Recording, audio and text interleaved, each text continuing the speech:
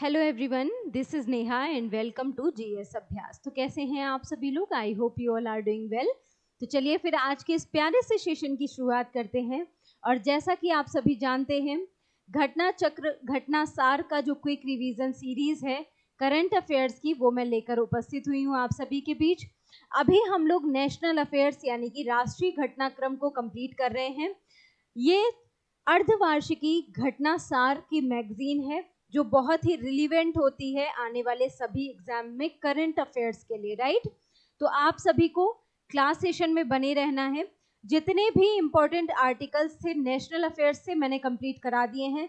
कुछ important articles बचे हुए हैं, वो आज के सेशन में हम कंप्लीट करेंगे। कल का जो नेक्स्ट सेशन हमारा रहेगा, नेक्स्ट क्लास जो हमारी रहेगी, वो इंटरनेशनल अफेयर्स की रहेगी, यानी कि अंतरराष्ट्रीय घटनाक्रम की रहेगी।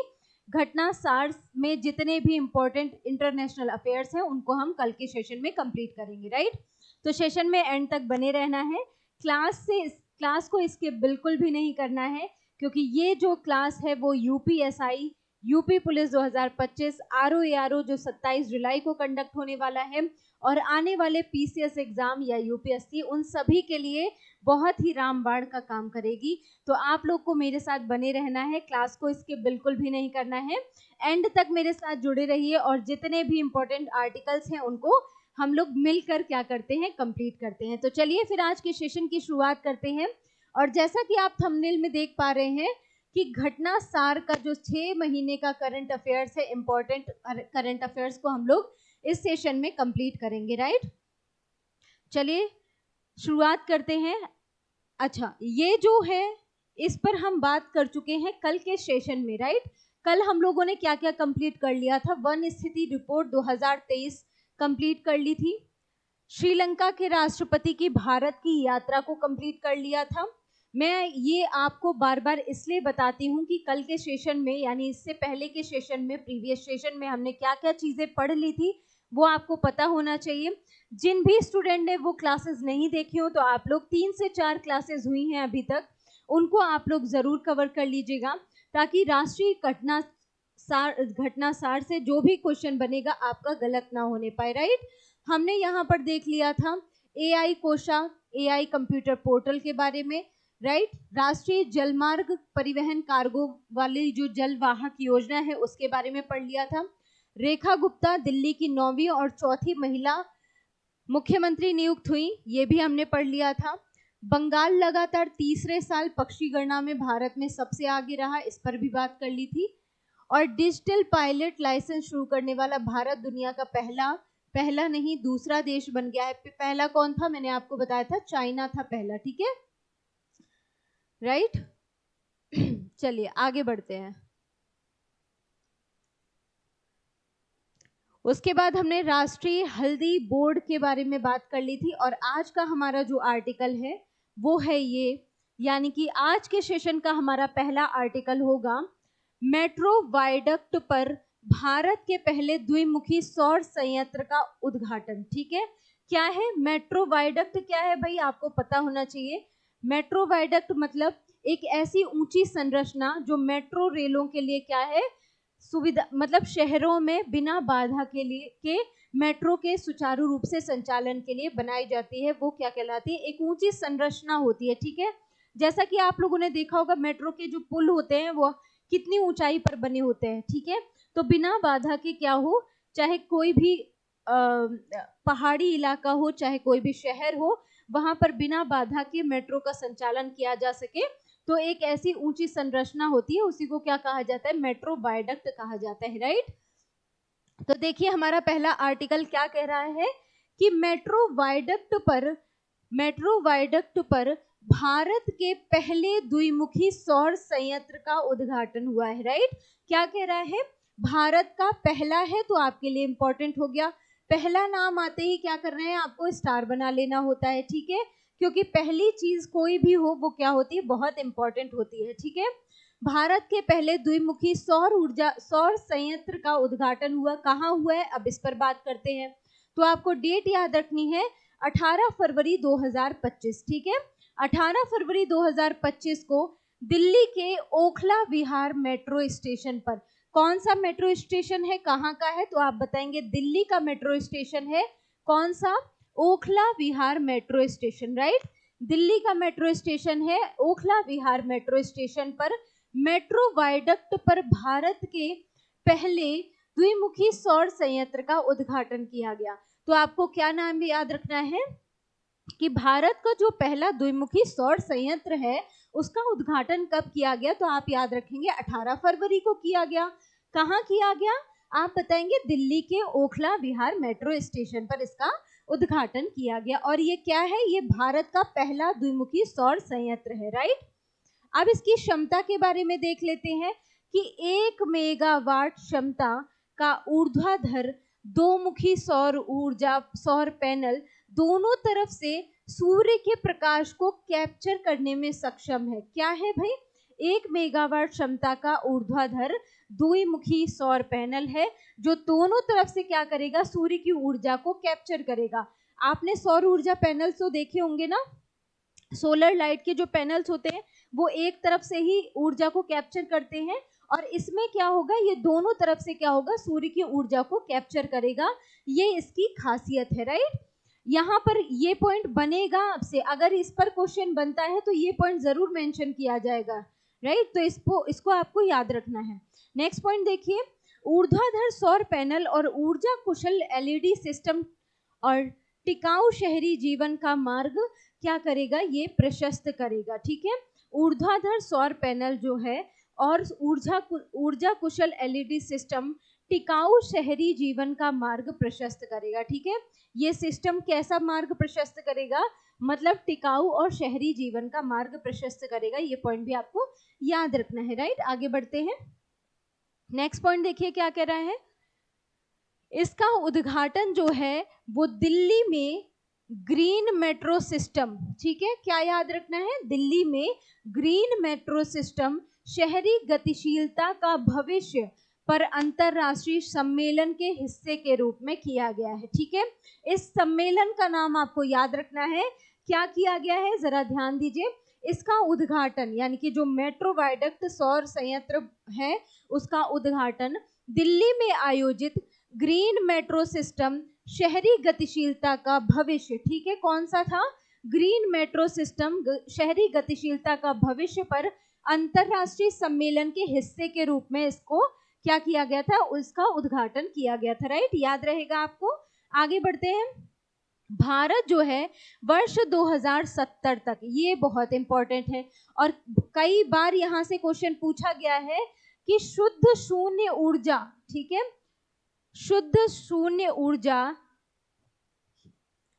का जो लक्ष्य है, ठीक है, वो कब तक का रखा गया है? शुद्ध शून्य ऊर्जा, राइट, जीरो एनर्जी का लक्ष्य, ठीक है। इधर से लिखिए, जरा फिर से इसको पढ़ते हैं जरा एक बार। क्या मैंने बताया? मैंने आपको बताया कि क्वेश्चन आपसे क्या पूछा जाएगा। आपसे क्वेश्चन पूछेगा कि भारत का शुद्ध शून्य ऊर्जा उत्सर्जन, ऊर्जा नहीं है उत्सर्जन है, ठीक है, शुद्ध शून्य उत्सर्जन प्राप्त करने का प्रतिबद्धता कब की है, यानी कि किस वर्ष तक भारत का लक्ष्य है कि वो शुद्ध शून्य उत्सर्जन को क्या कर लेगा? प्राप्त कर लेगा। तो आपको ये वर्ष याद रखना है। कौन से वर्ष तक? तो 2070 तक किसका लक्ष्य है? तो भारत का लक्ष्य है। क्या लक्ष्य है भारत का? 2070 तक भारत ने लक्ष्य बनाया है कि हम क्या करेंगे? 2070 तक तो कम से कम शुद्ध शून्य उत्सर्जन को क्या करेंगे? प्राप्त करेंगे। ये लक्ष्य बनाया गया है भारत के द्वारा, और ये लक्ष्य आपके लिए टारगेट वर्ष बहुत जरूरी है कि टारगेट वर्ष क्या है? 2070, राइट। नेक्स्ट पॉइंट देखिए, आज का हमारा नेक्स्ट आर्टिकल है कि गिद्ध गणना संख्या के मामलों में मध्य प्रदेश शीर्ष पर है, ठीक है।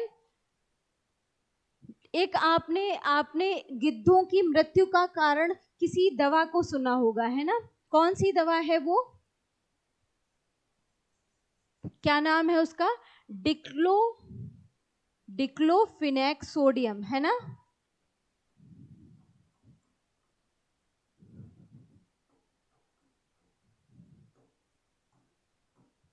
किसका कारण है? गिद्धों की मृत्यु का कारण है, राइट।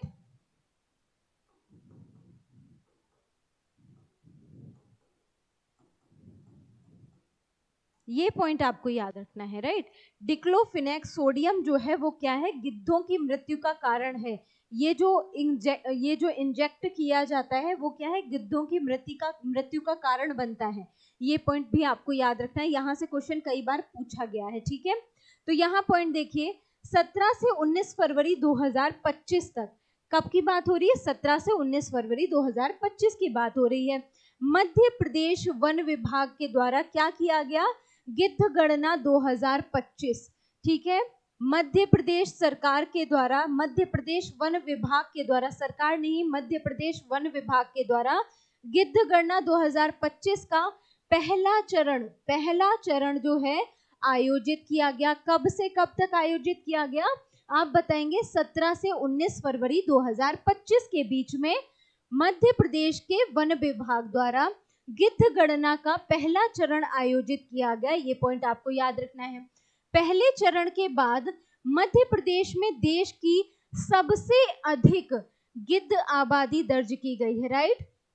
अगर आपसे क्वेश्चन पूछा जाए कि भारत का वह कौन सा राज्य है जहां पर सर्वाधिक गिद्ध की आबादी दर्ज की गई है, तो आप क्या बताएंगे? मध्य प्रदेश वह राज्य है जहां पर देश की सबसे अधिक गिद्ध आबादी क्या की गई है? दर्ज की गई है। और ये पॉइंट आपके लिए इंपॉर्टेंट है, आप इस पर स्टार बनाएंगे, ठीक है। नेक्स्ट पॉइंट देखिए कि मध्य प्रदेश में अगर कुल पूछे जाए कि गिद्ध कितने हैं, तो आप बताएंगे 12,981 गिद्ध पाए गए हैं, यानी कि 12,981 गिद्ध क्या करे गए हैं? कहां पर पाए गए हैं? भारत के अंदर, मध्य प्रदेश में, राइट। भारत में अगर राज्य की बात की जाए कि सर्वाधिक गिद्ध किस राज्य में है, तो आप बताएंगे मध्य प्रदेश है। मध्य प्रदेश को ही टाइगर स्टेट के रूप में भी जाना जाता है, ये भी आपको पता होगा, ठीक है। मध्य प्रदेश में कितने हैं गिद्ध? तो 12,981 गिद्ध पाए जाते हैं मध्य प्रदेश में। टाइगर स्टेट के रूप में भी जाना जाता है, ये भी आपको पता होना चाहिए, ठीक है। टाइगर स्टेट के रूप में भी जाना जाता है मध्य प्रदेश को, राइट। और अगर मैं आपसे क्वेश्चन करूं कि प्रोजेक्ट टाइगर कब आया था, यहाँ से क्वेश्चन बार बार पूछा जाता है। अगर प्रोजेक्ट टाइगर आपसे पूछा जाए कब लॉन्च किया गया था, तो आप क्या बताएंगे? 1973 में, 1973 में क्या किया गया था? प्रोजेक्ट टाइगर लॉन्च किया गया था। क्वेश्चन यहाँ से बार बार पूछा जाता है।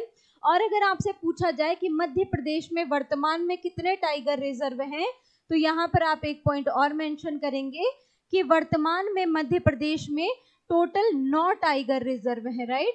9 टाइगर रिजर्व हैं, कहाँ पर? एमपी में। ये भी पॉइंट आपको पता होना चाहिए, ठीक है। ये सारे पॉइंट मैं आपको पढ़ा भी चुकी हूँ, राइट। ये भी आपको याद रखना है, ये भी आपको याद रखना है। गिद्धों की मृत्यु का कारण कौन सी दवा है, तो आप बताएंगे डिक्लोफिनेक सोडियम, राइट। चलिए आगे बढ़ते हैं। नेक्स्ट पॉइंट, यहाँ पर क्या बताया जा रहा है कि गिद्ध गणना का जो दूसरा चरण हुआ था, ठीक है, दूसरा चरण कब से कब तक? 29 अप्रैल 2025 को आयोजित किया गया। कौन सा चरण? दूसरा चरण, ठीक है। मध्य प्रदेश में पहली बार वर्ष 2016 में गिद्ध गणना हुई थी, ये इंपॉर्टेंट पॉइंट है, ठीक है। कौन सा? मध्य प्रदेश में कब पहली बार गिद्धों की गणना की गई थी, तो यहाँ से आपसे क्वेश्चन पूछा जा सकता है। आपको ये वर्ष याद रखना है कि पहली बार मध्य प्रदेश में पहली बार गिद्धों की गणना वर्ष 2016 में 2016 में की गई थी। भारत में गिद्धों की 9 प्रजातियां मौजूद हैं, यहाँ से भी क्वेश्चन बन सकता है। आपको क्या है, नंबर दे देगा 8 प्रजातियां, 7 प्रजातियां, तो आपको याद रखना है कितनी टोटल प्रजातियां हैं मध्य प्रदेश में, भारत में गिद्धों की। तो गिद्धों की भारत में टोटल 9 प्रजातियां मौजूद हैं, ये भी पॉइंट आपको याद रखना है। नेक्स्ट पॉइंट देखिए कि मध्य प्रदेश के पन्ना नेशनल पार्क में, कौन सा नेशनल पार्क है? पन्ना नेशनल पार्क में सबसे अधिक गिद्ध पाए जाते हैं। तो क्वेश्चन यहाँ से भी बन सकता है कि मध्य प्रदेश का वह कौन सा नेशनल पार्क है जहां पर सर्वाधिक गिद्ध की संख्या पाई जाती है, तो आप क्या बताएंगे? पन्ना नेशनल पार्क में सर्वाधिक गिद्ध पाए जाते हैं, ठीक है। और अगर आपसे पूछा जाए मध्य प्रदेश की सबसे प्रमुख नदी कौन सी है? तो आप कौन सी बताएंगे? एमपी की प्रमुख नदी कौन सी है? आप बताएंगे नर्मदा नदी मध्य प्रदेश की प्रमुख नदी है, ठीक है, जिसे नर्मदा माँ के नाम से भी जाना जाता है, ठीक है। नर्मदा नदी प्रमुख नदी है। कहाँ से इसका उद्गम है? तो आप बताएंगे अमरकंटक की पहाड़ी से, ठीक है। अमरकंटक की पहाड़ी से क्या है? इसका उद्गम है। ये भी पॉइंट आपको याद रखना है, ठीक है। और नर्मदा नदी क्या है? पश्चिम वाहिनी नदियों में से एक है। ये भी पॉइंट आपको याद रखना है, राइट। चलिए आगे बढ़ते हैं। नेक्स्ट पॉइंट देखिए। नेक्स्ट पॉइंट आज का हमारा तीसरा आर्टिकल क्या है, देखते हैं जरा, कि दार्जिलिंग जो है पश्चिम बंगाल का, वो चिड़ियाघर में भारत का पहला वन्य जीव बायो बैंक खुला है, ठीक है। कहाँ पर खोला गया है? दार्जिलिंग के चिड़ियाघर में क्या किया गया है? भारत का पहला, इंपॉर्टेंट है, पहला आते ही आपके लिए क्या हो जाएगा? इंपॉर्टेंट हो जाएगा। दार्जिलिंग चिड़ियाघर में भारत का पहला वन्य जीव बायो बैंक खोला गया है। ये इंपॉर्टेंट है, ठीक है। कैसा बायो बैंक? तो वन्य जीव बायो बैंक को खोला गया है। कब खोला गया? पॉइंट देखते हैं। फरवरी 2025 में। कब? फरवरी 2025 में भारत सरकार ने पश्चिम बंगाल के दार्जिलिंग में, अब आपको ये भी याद रखना है दार्जिलिंग है किस राज्य में? आप बताएंगे पश्चिम बंगाल में। पश्चिम बंगाल के दार्जिलिंग स्थित पद्मजा नायडू, क्या नाम है? पद्मजा नायडू हिमालयन प्रणाली उद्यान, ठीक है। क्या नाम है? पूरा नाम याद रखेंगे। पद्मजा, पद्म कैसे लिखते हैं भाई? पद्मजा, ठीक है। पद्मजा नायडू, पद्मजा नायडू हिमालयन प्राणी उद्यान, राइट। पद्मजा नायडू हिमालयन प्राणी उद्यान में देश का पहला चिड़ियाघर आधारित बायो बैंक संचालित किया गया है। कहां पर किया गया है? तो आप बताएंगे भारत सरकार ने किया है। कहां? पश्चिम बंगाल के दार्जिलिंग में पद्मजा नायडू हिमालयन प्राणी उद्यान में देश का पहला है, इंपॉर्टेंट है, आपको याद रखना है। देश का पहला चिड़ियाघर आधारित बायो बैंक संचालित किया है। ये पॉइंट आपको याद रखना है, इंपॉर्टेंट है आपके लिए, राइट। चलिए नेक्स्ट पॉइंट देखिए कि इसका उद्देश्य क्या है? संकटग्रस्त प्रजातियों के आनुवांशिक पदार्थ को संरक्षित करना इसका उद्देश्य है। क्या उद्देश्य है इसका? संकटग्रस्त प्रजातियों के आनुवांशिक पदार्थ को संरक्षित करना इसका उद्देश्य है। ये पॉइंट भी आपके लिए इंपॉर्टेंट है। नेक्स्ट पॉइंट देखिए, प्राणी उद्यान द्वारा एक पशु संग्रहालय भी शुरू किया गया है। ये भी इंपॉर्टेंट है, जिससे वन्य जीव संरक्षण और अनुसंधान को मजबूती मिलेगी, ठीक है। क्वेश्चन आपसे पूछा जाता है वन संरक्षण अधिनियम कब लागू हुआ था? ये क्वेश्चन है आपके लिए, आप लोग मुझे कमेंट बॉक्स में आंसर करेंगे। वन संरक्षण अधिनियम कब आया था? ठीक है,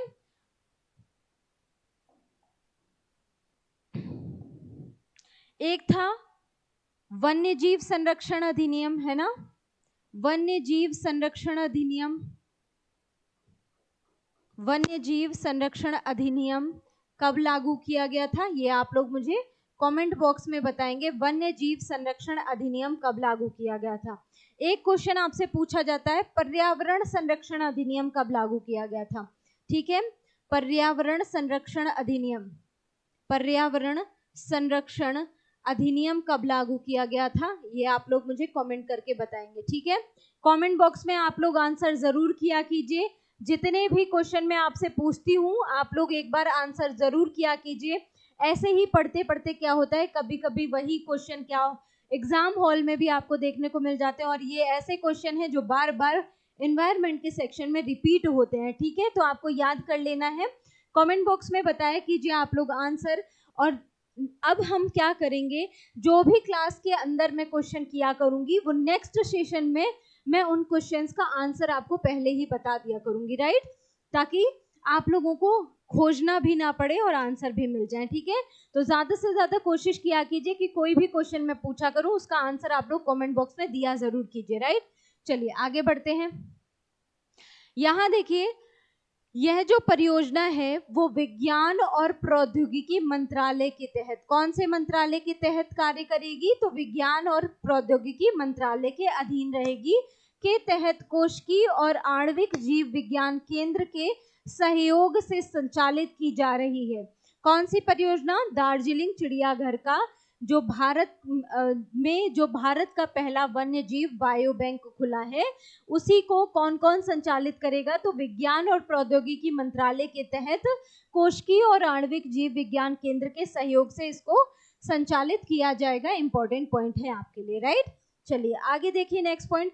इस बायो बैंक में संकटग्रस्त प्रजातियों से, अच्छा, एक बुक आती है रेड डेटा बुक, है ना, आपको पता होगा, आप सभी जानते होंगे, रेड डाटा बुक या रेड डेटा बुक कहते हैं इसको, ठीक है। इसमें क्या होता है, इसमें अगर 50 वर्षों तक कोई जनजाति, कोई भी प्रजाति है पशु पक्षियों की, वो अगर नहीं पाई जाती है तो उसको क्या कह देते हैं? संकटग्रस्त घोषित कर दिया जाता है, ठीक है, उसे घोषित कर दिया जाता है। तो यही क्या है, रेड डाटा बुक घोषित करती है ये बात, ये आपको पता होना चाहिए, ठीक है। इस बायो बैंक में संकटग्रस्त प्रजातियों से प्राप्त डीएनए कोशिका और ऊतक नमूनों को 196 डिग्री सेल्सियस पर तरल नाइट्रोजन में क्रायोजेनिक बीज से संरक्षित किया जाता है, ठीक है। क्या बोला जा रहा है? 196 डिग्री सेल्सियस पर किया जाता है, ठीक है। 196 डिग्री सेल्सियस पर तरल नाइट्रोजन में क्रायोजेनिक बीज से संरक्षित इसको किया जाता है, ये आपको याद रखना है, ठीक है। ये पॉइंट आपको याद रखना है, ठीक है। अब यहाँ पर एक क्वेश्चन और पूछा जाता है कि डीएनए की खोज किसने की थी, ठीक है। डीएनए की खोज किसने की थी? डीएनए की खोज पूछी जाती है, किसने की थी? आप लोगों को पता ही होगा किसने की थी। वॉटसन एंड क्रिक ने क्या किया था? डीएनए की खोज की थी, ठीक है। ये भी पॉइंट आपको पता होना चाहिए था, याद कर लीजिए। वॉटसन एवं क्रिक ने क्या की थी? वॉटसन एवं क्रिक ने मिलकर क्या की थी? डीएनए की खोज की थी। क्वेश्चन पूछा जाता है, आपको याद कर लेना है, राइट। चलिए आगे देखते हैं नेक्स्ट पॉइंट। नेक्स्ट देखिए, नेक्स्ट आज का हमारा आर्टिकल है कि केरल सरकार की एक्सपायरी दवाओं के संग्रह और निपटान पर परियोजना। क्वेश्चन पूछा जाएगा, डायरेक्ट क्वेश्चन आएगा यहाँ से, कौन सा वह राज्य सरकार है जिसने एक्सपायरी दवाओं के संग्रह और निपटान पर एक परियोजना लेकर आई है? कौन सी राज्य सरकार है? तो आपको याद रखना है केरल राज्य सरकार है। क्या किया है जरा जान लेते हैं। तो 22 फरवरी 2025 को केरल सरकार के द्वारा कौन सी परियोजना? एन प्राउड परियोजना, ठीक है। सीधे सीधे इस परियोजना का नाम आपसे पूछ दिया जाएगा, ठीक है। क्या नाम है इसका?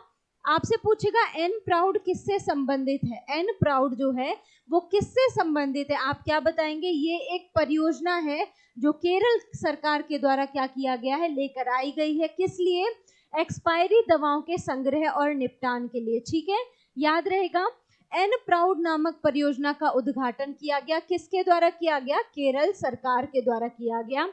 इसमें अधिकारी घरों से अप्रयुक्त दवाओं को, कौन? इसमें अधिकारी घरों से अप्रयुक्त दवाओं को इकट्ठा करके निर्दिष्ट स्थान पर उसे निपटाने के लिए सुविधाएं प्रदान करेंगे। यानी कि जो भी अधिकारी इस परियोजना के तहत नियुक्त किए जाएंगे वो क्या करेंगे? घरों में पड़ी हुई जो भी एक्सपायरी दवाएं होंगी उनको इकट्ठा करेंगे और उनका निपटान करने में सुविधाएं प्रदान करेंगे, राइट। इस परियोजना को कोझिकोड निगम और कोझिकोड जिले में पहली बार लागू किया जा रहा है, और ये है आपके लिए स्टार का पॉइंट, ठीक है। ये परियोजना कहाँ पर लागू की जा रही है? केरल सरकार के द्वारा। आप बताएंगे कोझिकोड निगम और कोझिकोड जिले में पहली बार इसको लागू किया जा रहा है। इंपॉर्टेंट पॉइंट है, आपको हाईलाइट कर लेना है, राइट। तो एन प्राउड क्या है, आप बताएंगे। एन प्राउड एक परियोजना है जो कि एक्सपायरी दवाओं के संग्रह और निपटान के लिए लेकर आई गई है। किसके द्वारा लाई गई है? तो आप बताएंगे केरल की सरकार द्वारा लाई गई है, और ये केरल के कोझिकोड निगम और कोझिकोड जिले में पहली बार लागू किया जा रहा है। ये भी पॉइंट आपके लिए इंपॉर्टेंट है, इन सभी पॉइंट्स को आपको याद कर लेना है, राइट। आगे देखिए क्या है, एक्सपायर हो चुकी दवा को मिट्टी और जल निकायों में नहीं फेंकना चाहिए, क्योंकि इसमें क्या होता है, रोग प्रतिरोधी स्वास्थ्य समस्याएं और पर्यावरण प्रदूषण होता है। ठीक है, तो आप लोगों को अगर नहीं पता हो तो आप लोग भी जान जाइए कि जो भी एक्सपायरी दवाएं होती हैं उन्हें ना तो मिट्टी में दबाना चाहिए, ना ही जल में मतलब पानी में फेंकना चाहिए, क्योंकि इसमें जो रोग प्रतिरोधी क्षमताएं होती हैं वो क्या होती हैं, स्वास्थ्य समस्याएं और पानी में प्रदूषण यानी कि जल का प्रदूषण या पर्यावरण प्रदूषण को भी बढ़ावा देती है। ठीक है, नेक्स्ट देखिए, एकत्र की गई दवाओं को केरल अपशिष्ट उपचार संयंत्र में, कहां पर, केरल अपशिष्ट उपचार संयंत्र में वैज्ञानिक रूप से संशोधित किया जाएगा, जिसे केंद्रीय और राज्य पर्यावरण विभागों द्वारा अनुमोदित किया जाएगा। ठीक है,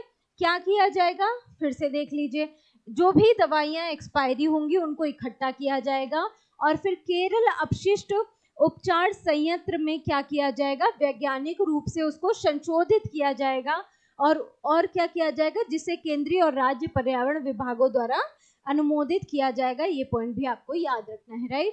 आज का हमारा नेक्स्ट आर्टिकल देखिए क्या कह रहा है, स्वच्छ सर्वेक्षण 2024 के लिए नया प्रारूप लॉन्च किया गया है। और स्वच्छ सर्वेक्षण आप सभी जानते हैं, चाहे वो यूपी आरओ की बात की जाए, यूपी पीसीएस एग्जाम की बात की जाए, वनडे एग्जाम्स की बात की जाए, स्वच्छ सर्वेक्षण से क्वेश्चन बार बार रिपीट होता है, बार बार पूछा जाता है। इसमें फिर से अपडेट हुआ है तो ये भी आपके लिए इंपॉर्टेंट रहेगा, डबल स्टार बना लेंगे इस पे। जरा देखिए क्या कह रहा है, 17 जनवरी 2025 को कौन, केंद्रीय मंत्री, क्या नाम है इनका, मनोहर लाल खट्टर। ठीक है, 17 जनवरी 2025 केंद्रीय मंत्री मनोहर लाल खट्टर ने स्वच्छ सर्वेक्षण की 9वीं संस्करण में, कौन सा संस्करण है, संस्करण भी बहुत ज्यादा जरूरी है, स्टार बनाएंगे आप, 9वीं संस्करण की बात हो रही है, एक नया प्रारूप पेश किया। किसने पेश किया, केंद्रीय मंत्री है मनोहर लाल खट्टर, बात क्लियर हो गई, इन्होंने पेश किया। इस वर्ष सुपर स्वच्छ लीग की अवधारणा पेश की गई, बहुत इंपॉर्टेंट, कौन सी अवधारणा पेश की गई है, स्वच्छता सर्वेक्षण 2023 के लिए जो नया प्रारूप लॉन्च हुआ है उसमें कौन सी अवधारणा पेश की गई है, तो आप बताएंगे सुपर स्वच्छ लीग की अवधारणा पेश की गई है। कौन सी लीग, सुपर स्वच्छ लीग की, जैसे हमारे आईपीएल होता है ना, इंडियन प्रीमियर लीग, तो वैसे ही यहाँ पर सुपर स्वच्छ लीग की अवधारणा पेश की गई है, आपको याद कर लेना है, राइट। नेक्स्ट पॉइंट है, सुपर स्वच्छ शहर में 12 शहरों को शामिल किया गया, ये भी स्टार का पॉइंट रहेगा। टोटल कितने शहर शामिल किए गए, तो आप बताएंगे टोटल 12 शहरों को शामिल किया गया है। तो आपको याद रखना है क्या क्या बताया मैंने आपको बताया कि स्वच्छ सर्वेक्षण 2024 का एक नया प्रारूप लॉन्च हुआ है।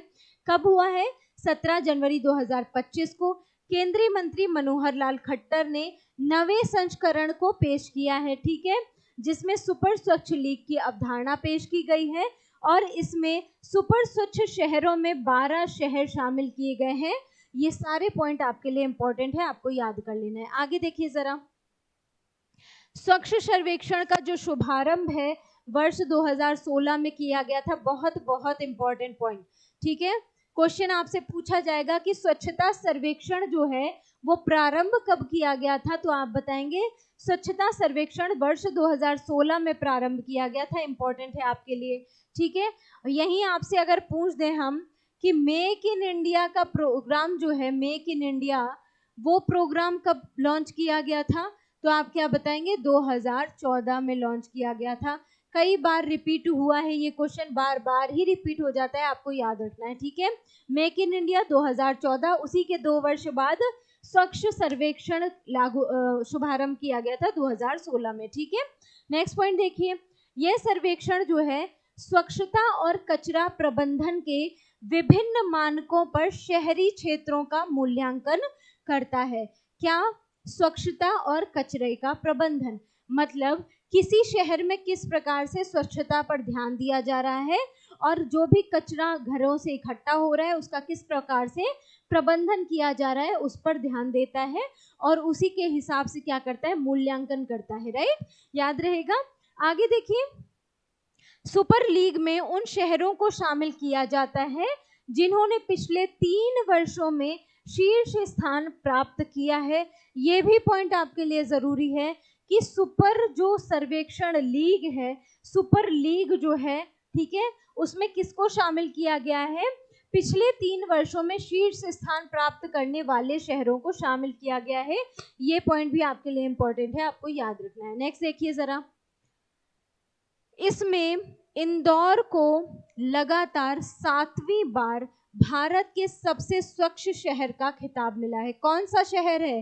तो आप बताएंगे इंदौर है। और इंदौर लगातार कौन सी बार? तो आप बताएंगे लगातार 7वीं बार भारत के सबसे स्वच्छ शहर के रूप में इसको खिताब मिला है। और इंदौर है कहाँ? तो आप बताएंगे मध्य प्रदेश में है इंदौर, ठीक है। मध्य प्रदेश के इंदौर को क्या मिला है? लगातार 7वीं बार भारत के सबसे स्वच्छ शहर का खिताब प्राप्त हुआ है। ये बात आपको याद रखनी है, राइट। नेक्स्ट पॉइंट देखिए, शहर ने 100% कचरा पृथक्करण, उन्नत खाद निर्माण तकनीकी और डिजिटल कचरा निर्माण प्रणाली लागू करके अन्य शहरी केंद्रों के लिए एक आदर्श प्रस्तुत किया है, राइट। क्यों दिया गया है भाई इनको?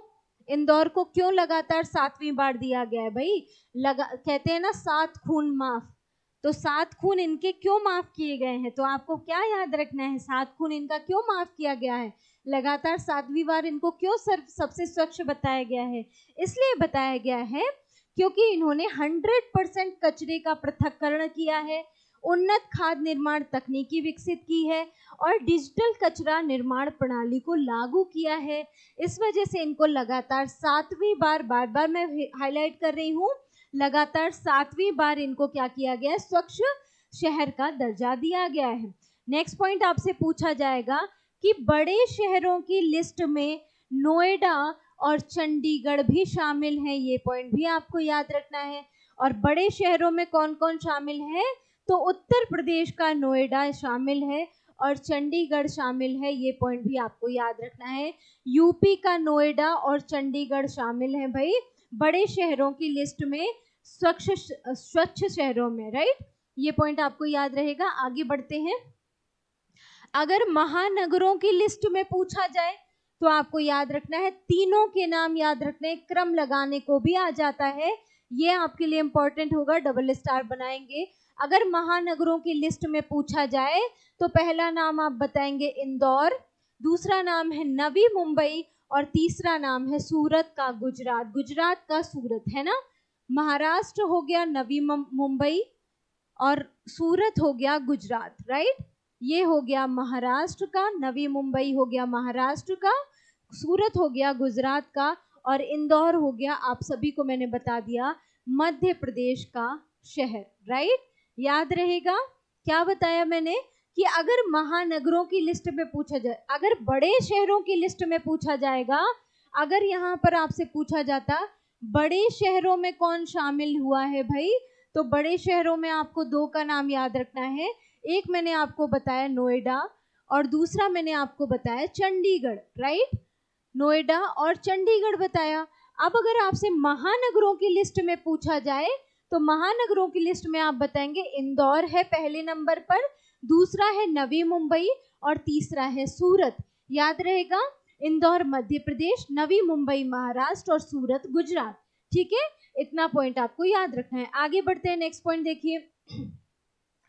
सुपर स्वच्छ लीग यह सुनिश्चित करती है, क्या सुनिश्चित करती है? कि शीर्ष रैंकिंग के लिए प्रतिस्पर्धा करने वाले शहरों का जो मूल्यांकन है वो निष्पक्ष हो, पारदर्शी तरीके से किया जाए, जिससे जनसंख्या आधारित भेदभाव को रोका जा सके, ठीक है। ये सुपर स्वच्छ लीग है वो इस चीज को सुनिश्चित करती है। ये पॉइंट ज्यादा, इतना भी ज्यादा हाईलाइट करने की जरूरत नहीं है, ठीक है। आज का हमारा नेक्स्ट आर्टिकल जो है, जरा देखिए कौन सा आर्टिकल है। आर्टिकल है मोपा हवाई अड्डा। कहाँ पर है मोपा हवाई अड्डा? सबसे पहला क्वेश्चन तो आपसे यही बनेगा, ठीक है। मोपा हवाई अड्डे ने प्रतिष्ठित सर्वश्रेष्ठ सुरक्षा पुरस्कार कौन सा पुरस्कार है? सर्वश्रेष्ठ सुरक्षा पुरस्कार जीता है कौन से हवाई अड्डे ने? मोपा हवाई अड्डे ने। कहाँ पर स्थित है? तो आपको पता होगा, मनोहर जो वो थे, क्या नाम है, गोवा के जो सीएम थे, है ना, मनोहर, उन्हीं के नाम पर पड़ा हुआ है इसका नाम। ठीक है, तो जरा ध्यान दीजिए। फरवरी 2025 में मनोहर पर्रिकर, है ना, मनोहर पर्रिकर नाम था उनका, गोवा के सीएम थे मनोहर पर्रिकर, उन्हीं के नाम पर मोपा नाम दिया गया है इस हवाई अड्डे का। जरा देखिए, फरवरी 2025 में मनोहर अंतरराष्ट्रीय हवाई अड्डा, कौन सा अंतरराष्ट्रीय हवाई अड्डा? आप बताएंगे, मनोहर अंतरराष्ट्रीय हवाई अड्डा। राष्ट्रीय सुरक्षा परिषद सुरक्षा पुरस्कार 2024 के तहत, राष्ट्रीय सुरक्षा परिषद सुरक्षा पुरस्कार 2024 के तहत सेवा क्षेत्र श्रेणी में, कौन सी श्रेणी में? तो सेवा क्षेत्र की श्रेणी में, ये पॉइंट भी हाईलाइट करना है आपको। सेवा क्षेत्र की श्रेणी में प्रतिष्ठित सर्वश्रेष्ठ सुरक्षा पुरस्कार पाने वाला भारत का पहला हवाई अड्डा बना है। कौन सा? भारत का पहला है, इसलिए स्टार बनाएंगे आप। पहला आते ही मैंने आपसे बताया कि ये क्या हो जाता है, इंपॉर्टेंट हो जाता है आपके लिए। ठीक है, तो क्या बताया मैंने? मनोहर पर्रिकर थे कौन? गोवा के सीएम। ठीक है, गोवा के सीएम यानी कि मुख्यमंत्री थे, कौन थे? मनोहर पर्रिकर, राइट। उन्हीं के नाम पर क्या दिया गया है? मोपा हवाई अड्डा नाम दिया गया है। ठीक है, तो मोपा हवाई अड्डा अगर आपसे पूछा जाए कि कहाँ पर स्थित है, तो आप क्या बताएंगे? गोवा में स्थित है मोपा, मतलब गोवा में है मोपा हवाई अड्डा, राइट, याद रहेगा। ध्यान दीजिए, फरवरी 2025 में मनोहर अंतरराष्ट्रीय हवाई अड्डा, जिसे राष्ट्रीय सुरक्षा परिषद सुरक्षा पुरस्कार 2024 के तहत सेवा क्षेत्र श्रेणी में, कौन सी श्रेणी में दिया गया? इस श्रेणी का नाम भी याद रखना है आपको, सेवा क्षेत्र श्रेणी में दिया गया है। ठीक है, सेवा क्षेत्र श्रेणी में ये पुरस्कार दिया गया है, ये पॉइंट भी याद रखना है। और ये भारत का पहला हवाई अड्डा बन गया है ये पुरस्कार प्राप्त करने वाला। इंपॉर्टेंट है, ये पॉइंट भी आप लोग हाईलाइट कर लेंगे, राइट। नेक्स्ट पॉइंट देखिए, यह हवाई अड्डा GMR गोवा अंतरराष्ट्रीय हवाई अड्डा लिमिटेड, GMR गोवा अंतरराष्ट्रीय हवाई अड्डा लिमिटेड द्वारा विकसित और संचालित किया गया है। ये पॉइंट भी आपके लिए इम्पोर्टेंट है, मैंने आपको बता दिया है। गोवा के सीएम थे मनोहर पर्रिकर, अब उनका देहांत हो चुका है, उन्हीं के नाम पर इस हवाई अड्डे का नाम मोपा हवाई अड्डा कर दिया गया था, राइट। चलिए नेक्स्ट पॉइंट देखिए फटाफट क्या कह रहा है।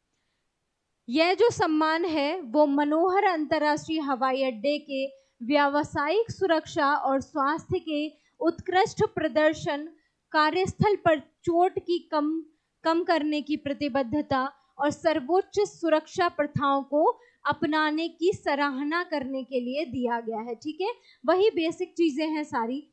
ठीक है, नेक्स्ट पॉइंट देखिए, हवाई अड्डे की सक्रिय सुरक्षा उपायों और शून्य घटना रिकॉर्ड ने इस प्रतिष्ठित पुरस्कार को प्राप्त करने में महत्वपूर्ण भूमिका निभाई है, राइट। ये देखिए नेक्स्ट पॉइंट, यह पहला भारतीय हवाई अड्डा है जिसे सेवा क्षेत्र श्रेणी में स्वर्ण ट्रॉफी प्रदान की गई है। ये पॉइंट आपके लिए इंपॉर्टेंट होगा, डबल स्टार बना लेंगे आप इस पॉइंट पर, यहां से क्वेश्चन बनेगा। ठीक है, क्या पूछा जाएगा कि भारत का पहला हवाई अड्डा है, ये पॉइंट याद रखना है, भारत का पहला है जिसे सेवा क्षेत्र में सेवा क्षेत्र श्रेणी में स्वर्ण ट्रॉफी प्रदान की गई है। इंपॉर्टेंट रहेगा, कौन सा हवाई अड्डा? मोपा हवाई अड्डा कहां पर है? गोवा में स्थित है, राइट, याद रहेगा। चलिए आज का हमारा नेक्स्ट आर्टिकल देखिए क्या कह रहा है कि भारत की तट रेखा में विस्तार हो गया है, राइट। अभी तक जो हम तट रेखा पढ़ते थे, अब क्या हो गया है, उसमें विस्तार हो गया है। पहले हम 7000 किलोमीटर लगभग पढ़ते थे ना, अब उसमें क्या हो गया, विस्तार हो गया है। ये पॉइंट आपको याद रखना है। देखिए जरा क्या कह रहा है, राष्ट्रीय तटीय अनुसंधान केंद्र, कौन सा? राष्ट्रीय तटीय अनुसंधान केंद्र ने उपग्रह और क्षेत्र सर्वेक्षण डाटा का उपयोग करके भारतीय तटरेखा में परिवर्तन का अध्ययन की रिपोर्ट जारी की है। अब यहाँ से क्वेश्चन क्या पूछा जाएगा आपसे, पहला ही पॉइंट ये बनेगा कि ये रिपोर्ट जारी किसने की है। ठीक है, तो रिपोर्ट का जारीकर्ता कौन है, तो रिपोर्ट जारीकर्ता कौन है, ये पॉइंट आपको पहले ही याद कर लेना है।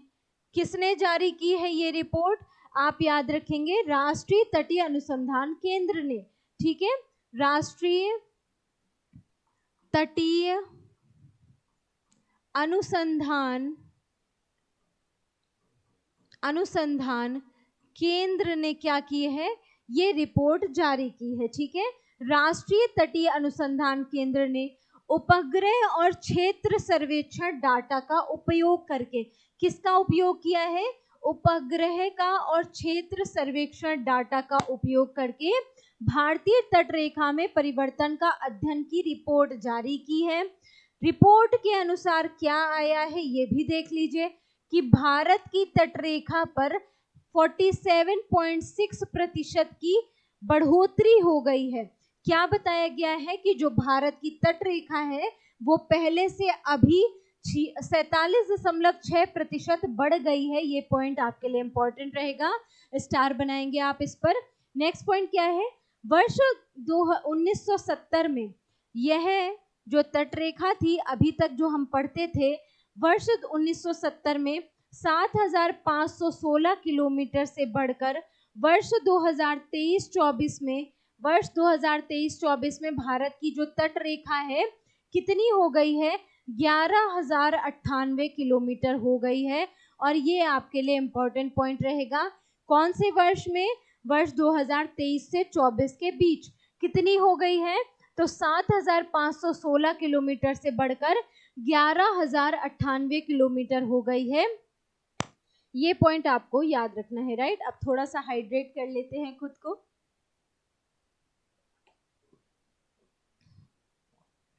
अच्छा, यहाँ पर एक क्वेश्चन आपसे मैं पूछती हूँ, आप लोगों को SDG तो पता ही होंगे, है ना, सस्टेनेबल डेवलपमेंट गोल्स, जिसमें पानी जो है, जल जो है, जल का कहाँ पर, कौन से SDG गोल में जल की बात की गई है, ये आप लोग मुझे बताएंगे। SDG लक्ष्य कौन सा है, ये आप लोग मुझे बताएंगे, जिसमें जल के बारे में बात की गई है, जल जीवन है इसकी बात की गई है। आप लोग मुझे बताएंगे कौन सा SDG लक्ष्य है वो, ठीक है। ये क्वेश्चन रहेगा आपके लिए, आप लोग मुझे बताएंगे कमेंट करके कौन सा SDG लक्ष्य है। सस्टेनेबल डेवलपमेंट गोल्स यानी कि सतत विकास लक्ष्य, टोटल कितने हैं हमारे पास, 17 सतत विकास लक्ष्य हैं, जिसमें से जल का वर्णन कौन से में किया गया है, ये आप लोग मुझे कमेंट बॉक्स में बताएंगे, राइट। अगर आप लोग नहीं बता पाएंगे देन मैं आपको बताऊंगी। वैसे तो मुझे पता है कि आप सभी लोग बहुत ही ज़्यादा होशियार हैं, बहुत ही ज़्यादा चालाक हैं, राइट, तो आप लोग आंसर कर लेंगे। कमेंट बॉक्स में आंसर ज़रूर किया कीजिए। जितने भी लोग ज़्यादा से ज़्यादा आंसर करेंगे उनके आंसर्स को मैं पिन ज़रूर करूँगी। मैं आप लोगों के आंसर देखती हूँ, और जब हमारी चीज़ें बहुत अच्छी होने लगेंगी देन मैं आप लोगों को उसमें फिर हमारे जो कोर्सेज वगैरह आएंगे उसमें फिर मैं आपको डिस्काउंट भी दिलाऊंगी, राइट। तो कमेंट आप लोग भर भर के ज़रूर किया कीजिए। क्वेश्चन जितने भी पूछा करूँ आप लोग बताते रहा कीजिए, जिससे मैं आपके कमेंट्स पढ़ती हूँ, मुझे पता चलता है कौन सा बच्चा कितना सीरियसली पढ़ाई कर रहा है, राइट। तो चलिए, याद रहेगा ये जो तट रेखा थी वो 1970 में 7,516 किलोमीटर थी, जो कि वर्ष 2023-24 में बढ़कर 11,098 किलोमीटर हो गई है। ये पॉइंट आपको याद रखना है। आगे देखिए नेक्स्ट पॉइंट क्या कह रहा है, इसमें खाड़ी, मुहाने, प्रवेश द्वार और अन्य भूभाग विज्ञान संबंधी विशेषताओं को शामिल किया गया है। गुजरात की जो तटरेखा है वो 1214 किलोमीटर से बढ़कर, इंपॉर्टेंट है, कहाँ की, गुजरात की तटरेखा के बारे में बात हो रही है। तो पहले गुजरात की तटरेखा कितनी थी, 1214 किलोमीटर थी, जो कि बढ़कर कितनी हो गई, 2340 किलोमीटर हो गई है, 2340 किलोमीटर हो गई है। ये पॉइंट भी आपको याद रखना है। 2340 किलोमीटर हो गई है गुजरात की वर्तमान में तटरेखा। 1214 किलोमीटर थी, अब कितनी हो गई है, 2340 किलोमीटर हो गई है। इंपॉर्टेंट है, याद रखना है आपको ये पॉइंट। नेक्स्ट पॉइंट देखिए, पश्चिम बंगाल ने 357% की वृद्धि दर्ज की है। उसकी तटरेखा 157 किलोमीटर से बढ़कर 721 किलोमीटर हो गई है। किसकी तटरेखा? आपको बताना है पश्चिम बंगाल की। पश्चिम बंगाल की तटरेखा जो है वो 157 किलोमीटर से बढ़कर 721 किलोमीटर हो गई है। और 1 सेकंड का आप लोग मुझे टाइम देंगे जरा, ठीक है? बस 1 सेकंड का टाइम दीजिए।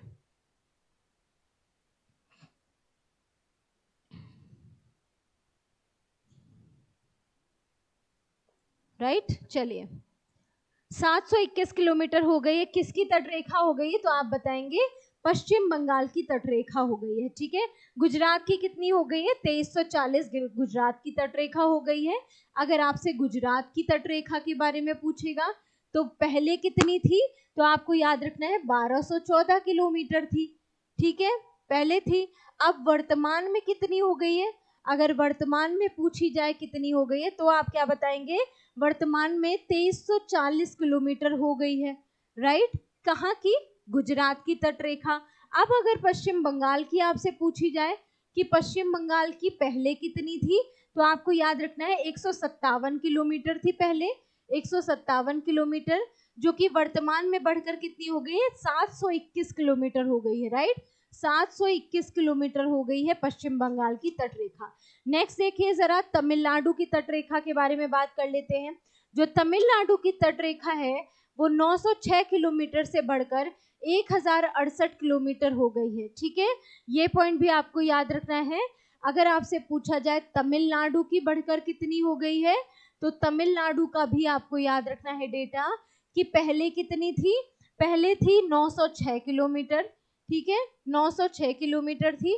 वर्तमान में अगर बात की जाए कि कितनी हो गई, तो आप याद रखेंगे 1068 किलोमीटर हो गई है वर्तमान में तमिलनाडु की तटरेखा। राइट, आगे देख लीजिए, तमिलनाडु की जो लंबाई है वो अब आंध्र प्रदेश के कोस्ट से भी ज्यादा हो गई है। ये पॉइंट भी आपको याद रखना है, कम नहीं हुई है, आंध्र प्रदेश से कम नहीं हुई है, आंध्र प्रदेश से ज्यादा हो गई है, ठीक है? नेक्स्ट देखिए, आज का हमारा नेक्स्ट आर्टिकल क्या है? पनडुब्बी मत्स्य 6000, यानी कि क्या कह रहा है? एक पनडुब्बी है, नाम क्या है उसका? मत्स्य यानी कि मछली, 6000 का बंदरगाह का परीक्षण पूरा हो गया है, ठीक है? कौन सा? पनडुब्बी मत्स्य 6000 का बंदरगाह पर परीक्षण जो है वो कंप्लीट हो गया है, इस पर बात की जा रही है। जरा देखिए, 27 जनवरी से 12 फरवरी 2025 तक कौन सा? डीप ओशन मिशन, ठीक है? डीप ओशन मिशन पहल के तहत पृथ्वी विज्ञान मंत्रालय के द्वारा, कौन सा मंत्रालय है? पृथ्वी विज्ञान मंत्रालय। मंत्रालयों के नाम भी कई बार पूछे जाते हैं, इंपॉर्टेंट है, आपको याद कर लेना है। पृथ्वी विज्ञान मंत्रालय ने राष्ट्रीय महासागर प्रौद्योगिकी संस्थान को समुद्रयान परियोजना के तहत, कौन सी परियोजना के तहत? आपको इसका नाम याद रखना है। कौन सी परियोजना है? तो समुद्रयान परियोजना है। कौन सी परियोजना है?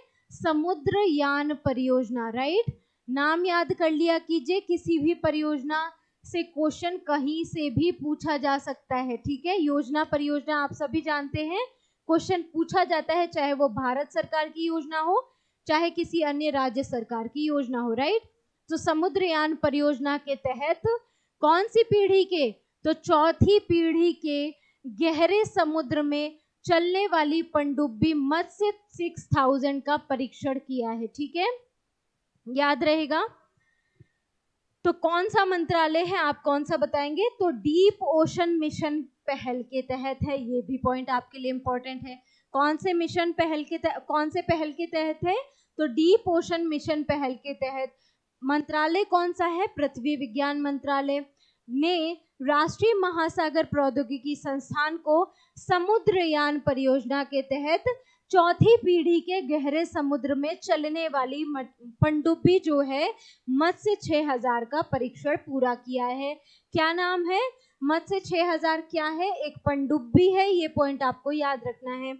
यह परीक्षण 2025 के अंत तक 500 मीटर की गहराई तक उछले पानी में उथले होना चाहिए, है ना, पानी में परीक्षण करने की दिशा में एक महत्वपूर्ण कदम है। ठीक है, 500 मीटर की गहराई तक उछले पानी में परीक्षण करने की एक महत्वपूर्ण पहल है। ये भी इंपॉर्टेंट पॉइंट है, आपको याद रखना है। राइट, आगे बढ़ते हैं। इसमें जो गोताखोरी के लिए बैलिस्टिक सिस्टम जो है, ठीक है, बैलिस्टिक सिस्टम जो है वो तीनों दिशाओं में गति के लिए ट्रस्टस, बिजली की आपूर्ति के लिए एक बैटरी बैंक और पानी की सतह पर आने के लिए सिस्टमैटिक फोम की क्या है, सुविधा दी गई है। गोताखोरों को कौन कौन सी सुविधाएं दी गई हैं, तो आपको इन तीनों सुविधाओं का नाम याद रखना है।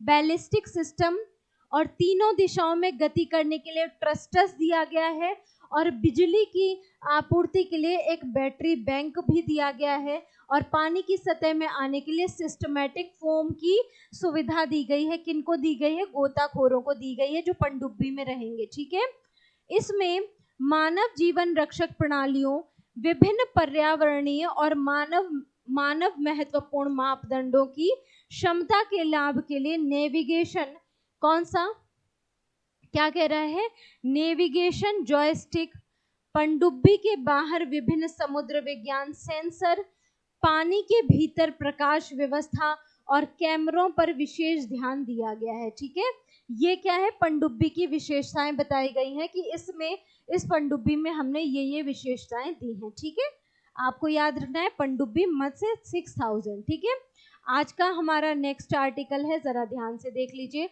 और यही हमारे आज के सेशन का आखिरी आर्टिकल है। राइट, देखिए जरा ध्यान से। भारत में बाल विवाह, समय पूर्व बच्चे पैदा करने की दर में क्या हुई है, कमी हुई है, बढ़ोतरी नहीं हुई है, कमी हुई है।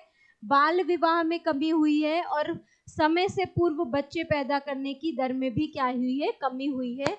देखिए जरा ये पॉइंट क्या कह रहा है कि मार्च 2025 में जारी नेचर साइंटिफिक रिपोर्ट, कौन सी रिपोर्ट है, तो नेचर साइंटिफिक रिपोर्ट है, के अनुसार भारत में बाल विवाह और बच्चे पैदा करने की दरों में कमी आई है। तो इस रिपोर्ट का नाम आपको याद रखना है, क्या नाम है इस रिपोर्ट का, तो नेचर साइंटिफिक रिपोर्ट। ठीक है, नेचर साइंटिफिक रिपोर्ट नाम है इसका, ये आपको याद रखना है। ठीक है, नेचर साइंटिफिक रिपोर्ट के अनुसार भारत में बाल विवाह और बच्चे पैदा करने की दर में क्या आई है, कमी आई है।